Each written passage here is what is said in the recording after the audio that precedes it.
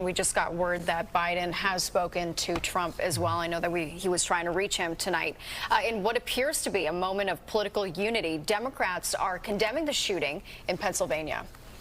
Right, joining us right now is Democratic Representative Ritchie Torres, who represents part of the Bronx here. Representative Torres, wish this was under better circumstances, of course, but thank you for joining us. What is your reaction to what's happened tonight? I'm in a state of shock. I mean, July 13th is a day that will live in infamy. The attempted assassination of a presidential candidate is an attack on one person. It's an attack on all of us. It's an attack on America.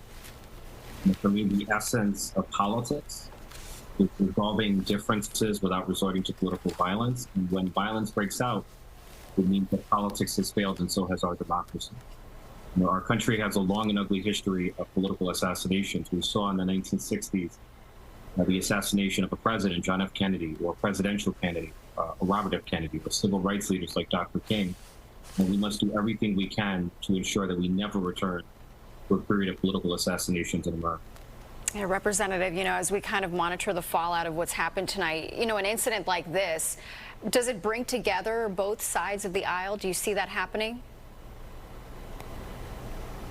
It should, because it's about our democracy. Today we're not Democrats or Republicans, we're Americans, and we all have an interest in protecting the integrity of our democracy and the nonviolence upon which our democracy depends. And there should be a bipartisan call for an investigation into the security failures that led to the attempted assassination. I want to know why a shooter was able to shoot from a roof that was not secured by the Secret Service. That is an answer to which we need that's a question to which we need an answer. And we're sure you have heard President Biden's remarks. What's your reaction to those remarks? I thought the president is striking the right tone in unequivocally condemning political violence. For me, this is not a partisan issue. This is an American issue. We have an interest in protecting all presidential candidates, whether it be President Joe Biden or former President Donald Trump or a presidential candidate like Robert F. Kennedy Jr. We have to ensure the protection of our president. Yeah. The Wall Street Journal reporting that Biden campaign is pulling TV ads. How does this bigger picture impact the tone in the presidential race from both the Biden campaign and the Trump campaign?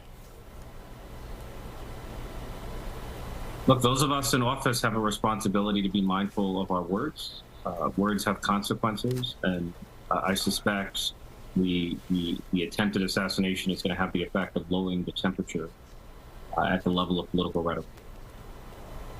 But at the same time, there is going to be a presidential race, right? At what point do they get back on track, and what changes for either of the candidates that you want to see? What are the changes you want to see? Look, there should be the stakes of the election are high. I am deeply committed to defeating Donald Trump and the Republicans. But as Americans, we have to ensure that both President Biden and former President Donald Trump are safe and protected. We have to boost Secret Service protection for both, and there needs to be an investigation into the security failures so that we can have a robust debate about the future of our country. Yeah, I think a lot of people are wondering about that, too. The RNC, this is all happening on the doorstep of the RNC. It's happening on Monday. What would you like to see there? I mean, stepped up security. What are you looking for? We need to maximize Secret Service protection. For me, there's no price too high for the protection of our presidential candidate. We have to ensure that American politics at the highest level is free of violence. All right, Representative Torres, thank you so much for joining us.